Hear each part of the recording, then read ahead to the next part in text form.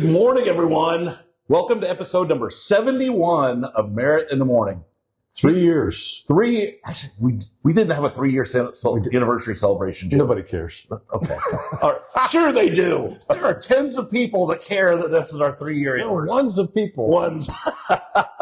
He is your host, 30-year state senator Jim Merritt. He is Brad Kloffenstein. He is the president of the Greater Lawrence Chamber of Commerce. Not the lesser, the greater, Jim. The greater. So today we're going to be talking to Rob Kendall. Mm-hmm. Rob, you guys made it longer than Milli Vanilli. We did. Wow. We might have a career in front of us yet. Without the lip syncing. Yeah, somebody might actually watch this, Klopp. They do watch that are ones of people, apparently. And you guys you are legitimate. You have sponsors, you have the bank, you have the ham guy. We love ham guy. We have a paid producer. Yeah. I mean, and he's been the most professional of the three of you by far. Things are going to start happening for us now. It's outstanding. Do we have sponsors? We do have sponsors. We want to thank the Honey Baked Ham Company. Josh, you said they've got a new special. They do. They are so much more than the centerpiece of holiday dinners. They do so much more. Tell them all what they do. They've got ham, and they've got turkey, and they've got chocolate cake, chocolate cake, soups. They've got all sorts of, almost everything is made in-house. Yes, and Russell over on the west side, northwest side, makes the soups. So that's 96 in Keys, 96 in We're Michigan. really bad today. 96 and 421 Michigan Road. Yep, and then Greyhound Pass and Carmel. Yes. Jim, we're out of sorts because we're not at our normal studio. That's true. We're kind of off today. We are on Shelby Street down at Fountain Square today. Mm-hmm. So beautiful Fountain Square. It is. I love lovely drive down. We also want to thank Stockyards Bank Trust. Locations at 71st and Binford, downtown Indianapolis, Carmel, Plainfield. They are at Emerson and County Line down in Greenwood. They are on 135 down in Center Grove. They are coming any day now to Zionsville up on Michigan Road, just north of the Honey Baked Ham. Mm-hmm. You could do a twofer. Yeah. You could go to the bank and then go get ham. Yeah. Everybody ought to have a bank account at Stockyards Bank. Maybe two. Yeah, maybe two. Get a credit card, your home mortgage, I got my car loans. I got my bank account there. Yeah. So they're great people. Stop it. So you know they're going to accept at least $5 million if you have your bank account there. Yes, exactly. The problem was when I did my bank account, they wouldn't take $5. Yeah, I've seen where you live. Yeah. That's not a problem. So, all right, let's get to our guest, Rob Kendall. Hello. How are you? So you have a new podcast. I do. The Rob Kendall Show. Live YouTube, 10 until noon each day. Just put Rob Kendall Show into your YouTube search bar. Then on demand, all the major podcasting platforms. You got the Apple, the Spotify, of course, YouTube, all of the places. And it has been awesome so far. That's cool. So now you can really get into the nitty gritty of what it is you like getting into. I can finally do the media that I want to do. And you've got a couple sponsors. We have lots of sponsors. They are outstanding. We still do State House Happenings, which gets posted weekly. Jim is a part of that with us. And man, with just thousands of subscribers every day, thousands of listeners, viewers every day. The show is about Indiana news, politics, and government. It's all local. And that's the media I've always wanted to make. It's the media that I believed would work. Let's face it. You guys can get Iran commentary anywhere, right? You can get the Washington, D.C. stuff anywhere. What can't you get? And this is why you guys are successful. It's why you guys have been together longer than several major recording artists, is because you guys focus on local, right? Yes, people can't get enough local because most of our local TV and radio stations are owned by giant corporations now. So that's what we do. 2 hours a day, every day. And Klopp, I noticed that he actually records when he's driving. Well, now I'm driving. I from his car in a parking lot. I obey all applicable Indiana rules, regulations, hand-free devices. So each day when I get to the studio, I take about 5 minutes, get on Facebook and YouTube, preview who we're going to dump on today, who's letting the voters down, and all that good stuff. Jim, I learned that the hard way about 25 years ago. I was doing an interview with a reporter. I was in my car, and I got pulled over and got a ticket mid-interview. Oops. I think that's the last ticket I ever got. That would be really great. You get a lot of eyeballs on that. Oh, probably. It was Watch me get arrested. Yeah, it was a radio interview. Did you tell her, don't you know who I am? I don't know that this officer would have cared, nor known. Yeah, well, you know what? Very important. Yep, you're important enough for me to pull you over. Well, you know, you were one of the first people or outlets, if you will, to interview Greg Ballard. That's right. He knows where to go. He knew where to go. So, and so that's what we do, right? It's a mixture of commentary. I usually take, 7 to 8 stories a day that are local in their nature. If they're national stories, we tie them back to local. And then we usually do an interview or two each day about a newsmaker, someone in. Matt Gentry, the mayor of Lebanon, and I had a spirited back. I thought that was bold. Yeah, it was fun, right? Yeah. Kudos to him. Yeah, because he knows you're not necessarily a fan, but he's willing to come on and say his piece. Yeah, no offense, Jim, but all your friends, they're big cowards. All those politicians, the big chickens. And those are your peeps. And so the politicians that will come on and have the conversation, we're here for it. So you have an impact. It's funny. I know a guy that has a brewery down in Bloomfield. I know you're shocked by this. So, Brad knows a man in the alcohol business. I know people in the booze business. So anyhow, Sheila and I were driving down there and stopped in and saw him and his wife. And just by chance, he's like, "So you know Rob Kendall?" And I'm like, "Well, yeah, I do." And he goes, "Yeah, I love that guy. He talks about stuff he goes, we don't ever hear any of this news down here in Bloomfield." Yeah. He's like, "I just ran across him." He's like, "I love listening to him." Yeah. So you have a bigger impact and a wider reach than I think you know. Well, and I'm very humble. Yes. So here's the way I kind of look at it now, right? We had a #1 rated radio show in the key demos, many months. We were doubling the competition. But the reality is, and it's not an indictment of where I worked, it's an indictment of the business as a collective. Fewer and fewer people are going to terrestrial mediums, TV, print, radio, and it doesn't mean they're not a player in the game. They certainly are. They're still very important. But statistically, you're seeing every year fewer and fewer people are, one, consuming that medium, and the time they consume it is less. So getting this thing off the ground with, let's just say it's 2,500 people across the platforms, which many days is accurate or even a little low. Those people, and it's amazing the stuff you can track now. Our average time spent listening or viewing is 45 minutes. That's amazing. So if I've got 45 minutes out of 2,500 people, in a weird way, it's more valuable than having 35,000 people who are listening for 7 to 15 minutes. Yeah. And so it's just a new way of being able to look. Like, we do topics, and this is the thing I always used to struggle with. And it's nobody's fault. It's just the way the clocks are structured. You got to be out of here in 7 to 9 minutes. You got to do this topic in 7 to 9 minutes. There are topics you can't even begin to scratch the surface on in 7 minutes. And the pressure of having to talk about these very complex things in 7 to 9 minutes. And then if you try to do a second segment on it, well, you spent too much time on it. Yeah. Well, some of these things, you don't have that here. And things like the mid-states corridor, those play out over the course of days and weeks. They do. And I'm very proud. The last thing I did on WIBC was take down that mid-states corridor for now. It'll come back. It's like a horror villain. Like, its hand will arise from the grave. But, and so that's what we do. We have a very, very dedicated audience who is very into Indiana politics and government, and they will listen. And the biggest thing for us from an advertiser perspective is, like, we have a realtor that's our advertiser. Lauren Wilson is her name. And she, the other day, she was like, I got recommended to advertise with you from a friend, and I didn't believe it, but dang, you do have a very loyal audience. People are calling me. They don't even need a realtor. They're just like, thanks for supporting Rob. And so from an advertiser perspective, it's really helped us be able to keep the lights on, get the equipment, all of that stuff, because our advertisers get the response like you guys do with the ham, with the bank,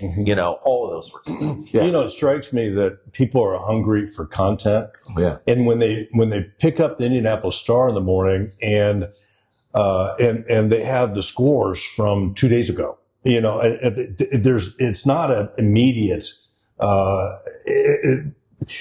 what the value of what you're doing right now is, directly in front of somebody every day, and it's fresh. Yeah, and I have to be very kind to the Star now because I'm a guest columnist over there. So the Star is wonderful. Get your subscription at IndyStar.com. And when do you appear? Whenever they send me a message and say, "Hey, get to work. Oh. We want you to write about So it. it's not every Thursday. It's not. Usually once a week. Mhm. And so they prompt me to write something. I think they usually try to take it off of the show, but it is, it's this conversation. And what is the value of that for you, do you think? Does it just spread it more eyes on your work, or does it Subjecting people to me, Jim, that is the value of it for me. Subjecting as many people as possible in as many mediums as possible. And so, when you talk about, so it has value for you? well, look, this would never have happened if I was still at IBC. Right. The Star, we would have the Star guys on, but there's just not that synergy or relationship. And so when you say, okay, well, you lost this platform over here, that had maxed itself out. Bob Knight gave an interview after he got fired at IU, and I think Mark Patrick was who was interviewing him. And I remember seeing this as a kid going, oh, that sounds horrible. He said, I should have left here 5 years ago. He said, I maxed out my ability to succeed at this place 5 years ago. And in hindsight, and it's nobody's fault, it's just the confines of corporations owning media entities. I had maxed out in terms of my goal, which is public dialogue, public policy, shaping public policy. I had maxed that out probably a year and a half before I was told my services were no longer needed. And here, with the ability to reach people in the new medium, the new platform, the long form, and then these relationships like with the Star, I'm now able to reach a whole new set of people in a new way, which if you're willing to live a life of poverty like I do, that's great. Hardly. No. So, obviously you've got a startup. Fortunately, I think your wife has probably a better job than you do. Yes, my wife is now the breadwinner in our house.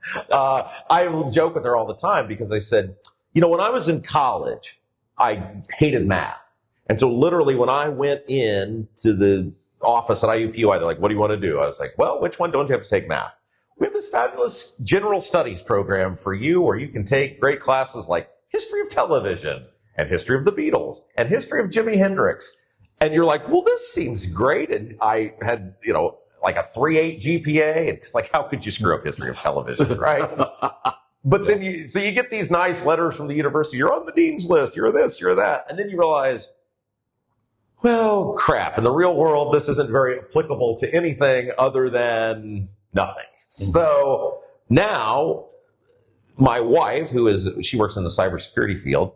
She has a great degree that allows her to make infinite amounts of money. And I'm here with you guys. So, but I think it's a mindset, right? You've always had the entrepreneurial mindset. Jim, you have developed that, especially I think as you've gotten out of the Senate. And so for me, look, if I had not owned other businesses before, losing your platform, essentially getting deplatformed would have been like a panic. Mm-hmm. But I've owned a radio station. I've owned a streaming company. It's like you just fire the band back up and figure out how to make a business work again. And Rob, go ahead and ask your question. And so, subscribers, you that was the beginning, and getting 1,000, getting 25. Is that growing now on a constant basis? And how do people subscribe? Yes, it has. It's been awesome. We're well over 2,000 subscribers now, which is amazing. Like, people who are in the podcast industry, so much podcasts for a living, messaged me the other day and said, in 6 weeks, you are arguably one of the top 3 podcasters in the city. Maybe when you factor in all the mediums, excluding guys like a Bob and Tom, who are a radio show that also platform, but exclusively podcast. And I said, that's because the audience we had at IBC were loyal to what we did. And what we did was we were loyal to them. Mm-hmm. We took on topics that nobody else will take on. No other broadcaster. And that's not an indictment of IBC. People are just, their DNA is wired differently. How does one subscribe? You go to YouTube, you put Rob Kendall's show in, you hit subscribe. It's so simple now. They made the internet. I don't think I can handle that. And now, that's a lot of instructions. You guys will love this. Here's how lazy society is. When we first started, we're like, all right, we're going to push everybody to YouTube. And then I get a bunch of people going, well, I really like your content, but I'm just not a YouTube person. Like, what do you mean you're not a YouTube person? Well, I'm more of an Apple man, or I'm more of a Spotify gal. And so to make all these people happy, because I'm like, it's YouTube. Everyone has YouTube, right? We're putting all these data centers in. Let's put these YouTube, Google people to work.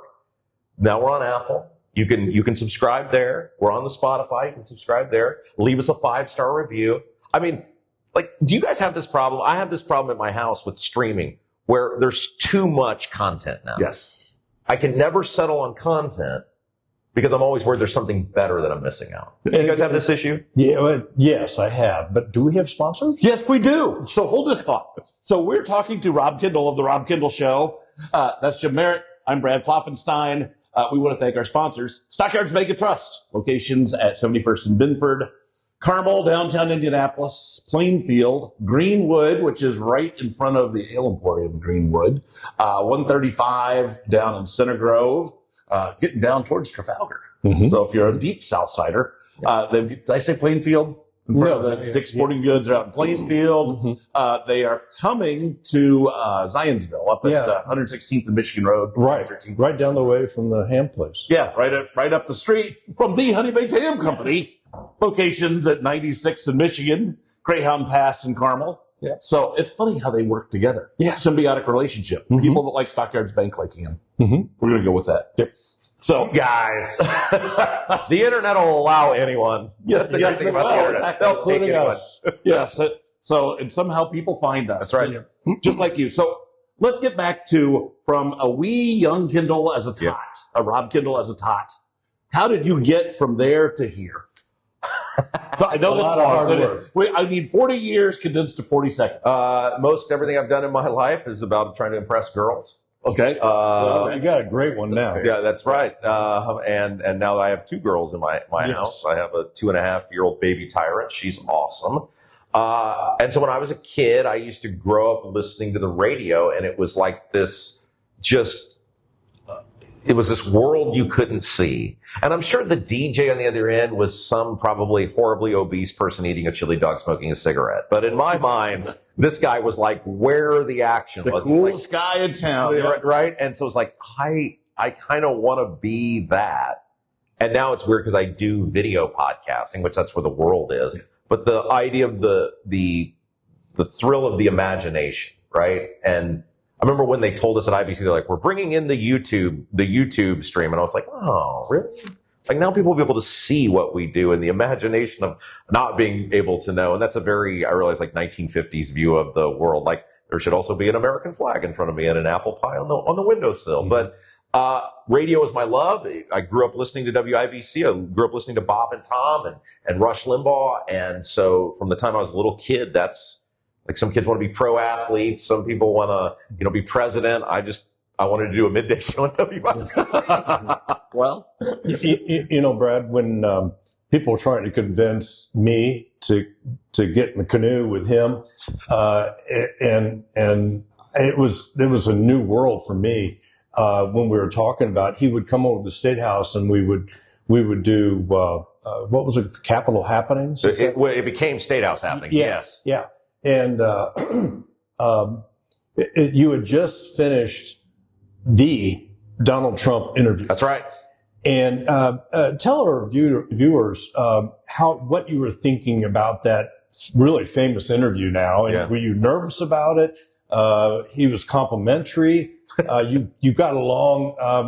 Kind of tell the story. So 2016, Trump is running for president. That was 10 years ago. Yeah, that's right. Yeah.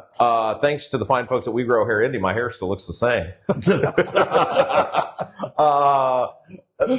So he, it was down to him and Cruz and John Kasich.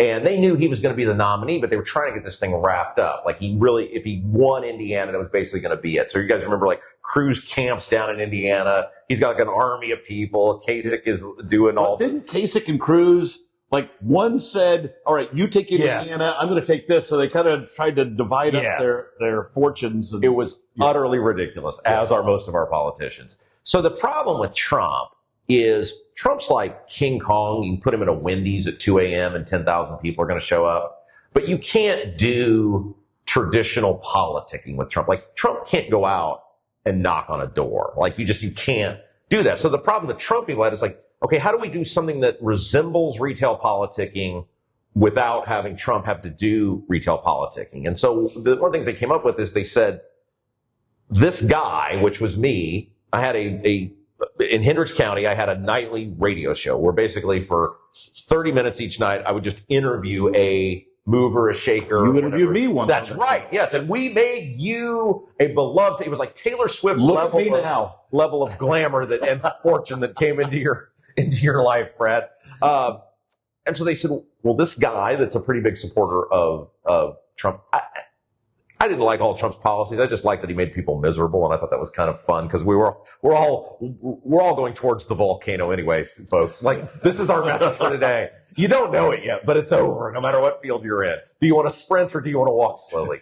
And so they said, well, let's have him do an interview with Rob, because Hendricks County is one of the most populous Republican counties. This guy has a huge following for what you can have on a county. So they sought you out. Yeah, they did. And so they messaged me and said, would you be willing to come to JW Marriott? He's doing this rally in Carmel. And then I think he went to Terre Haute later that night. They said, would you be willing to come to the JW Marriott and interview Trump? And it's like, is this real life? This is the part you guys will love. I had already scheduled an interview with Ted Danson for that day, because Ted Danson, who would have been your biggest guest at that point, probably, was campaigning for Hillary Clinton. Because remember, there was a Democrat primary too. Yeah, right. So I already have this interview booked with Ted Danson. It's like, okay, Trump, Ted Danson. Cheers, next president. What do we do here, right? And so ultimately, I had to have my buddy who helped run the radio station. I had to kick him over to Ted Danson, and I'd email Ted Danson people say, love you, Ted. You were awesome in Cheers. A couple of those movies you did in the 90s were stinkers, but hey, I'm dumping you for Trump. So went to the JW Marriott. He's the presumed Republican nominee at that point. So you have to go through Secret Service, the bomb dogs, like all of it. And they have this they had the whole, I think it was the third floor, like the whole third floor is like roped off for Trump. And it's like, what is going on here, right? Like, and it was TV, like Shella was there. I think maybe Kevin Rader. There were a couple TV stations, the Daily Mail, and then there's me. And so like, all right, your radio, by the way, Secret Service guys have no sense of humor. No, don't try to crack jokes with those guys. Like, I tried it and it just went over horribly. Like, you guys love this. This was horrible to do in hindsight. So they've got the bomb dogs, right? They're sniffing all your stuff, and they had the bomb dog goes this thing and walks away after you're fine. And I looked at the Secret Service guy and I said, are you sure he's fully trained properly? I think he missed something. Wow. And you're still here. That was not fun. Afterwards. So they say you go first. So you're in there, you set your stuff up. Fox News, he's going to be on Fox News. I think it was Hannity that night. So they light the thing and all for the TV, and you're in this giant room. And it takes me like 2 seconds to set my stuff up. Hey, computer, mixer, boom. All right. So then you're just sitting there. And it's like a scene out of The Apprentice. You can hear the elevator ding. You hear him coming. He walks in. He's got these, army of people behind him. And he's a giant human. Like, not only is he tall, he's like a giantly wide human. And like, you're staring up at him. And what is crazy to me is they never asked what I wanted to talk about. No one ever asked. Usually with these politicians, what do you want to talk about? Especially like this is off limits. Right. Don't talk about this. He just walks up and they go, this is Rob Kendall, WIRC Radio. Great to meet you. Let's get rolling. And I will never forget this. He sits down, and so like I got to do my own levels and everything. Like, I don't have a huge producer. It's a county radio station. And so I'm like looking at my levels. I go, okay, can like Mr. Trump, this is a weird thing to ask, but like, can you give me a quick mic check on that mic? Check 1, 2, check 1, 2, check. How am I sounding? Levels. And then he just, we just sit there and talk for like, it was 10, 12 minutes, whatever it was. Here's the best part of this. So they tell you very clearly there is a time limit because he's on a time thing, and they're like very direct with you. They say, we will give you the 1 minute wrap. We will then, if you go over the 1 minute wrap, we will give you 30 seconds. If you're not done, we will shut your equipment off. Like, they're very direct with you. Like, they're over there to plug. They're not screwing around. And so, they give you the time, whatever, get done. He wants to keep talking. Like, he's very interested, right? And he's, probably because this is a time where everybody's being combative with him. All of this stuff is coming out. And he's just like, oh, thank God, some county radio guy that is nice to me. This is wonderful. And so he keeps talking. The lady is like giving me the signal, you got to go. And I'm like, I've already shut my equipment off. What are you going to do? Yeah, I'm not the problem. And then the Daily Mail guy comes in. The Daily Mail guy's after me. And they just forget I'm there. And I'm like, nobody's making me leave. I'm just going to sit here and watch him do these interviews. Back up. And it was fascinating to watch him do these interviews with people. It was like some Field of Dreams thing, and it was just an unbelievable, day. Well, you're on stage with Jason Hammer at times. Yes. Tell our audience about that.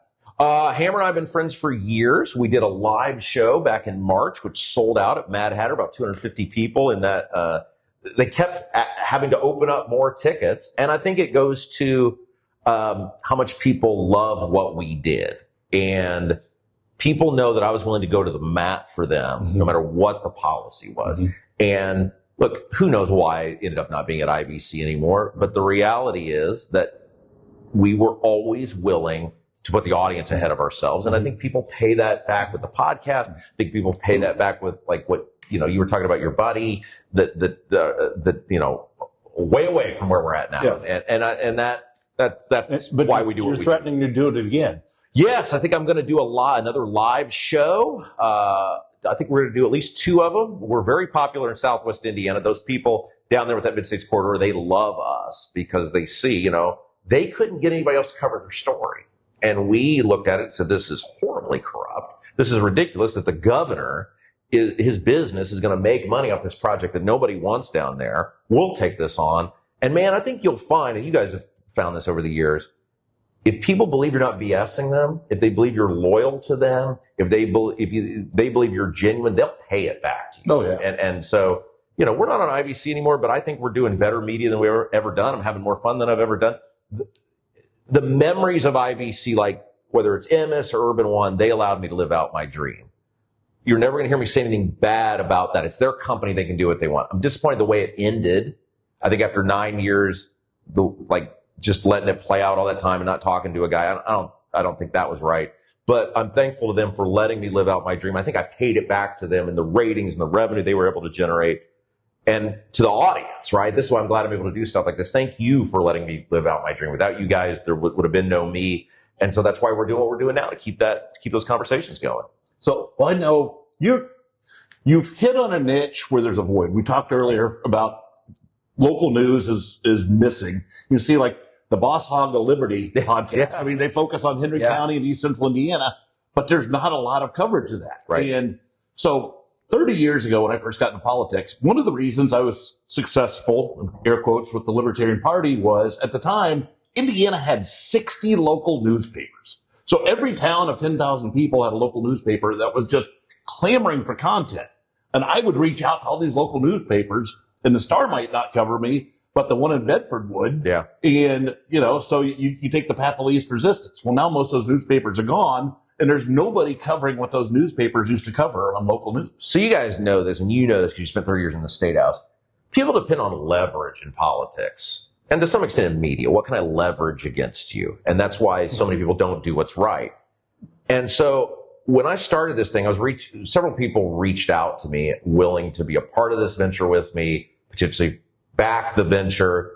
And ultimately, and one of the meetings I had with is a guy who's an agent in California, and he doesn't represent like Taylor Swift or Tom Cruise level people, but actors you would know. And he was talking about what I wanted to do and how I wanted to do it. He told me, he's like, if you do local, it will make it harder to market you outside of your state. And he said, you do what you want to do. He said, you'll be great at it. We have some mutual friends who are big fans of what I do. And he said, you'll be great at it. But he said, from my perspective, being able to represent you or make this thing super huge, it probably won't be able to do that if you focus on Indiana. I said, I don't want to be super huge. Yeah. We talk about this on our show all the time. Being a Hoosier is good enough for me.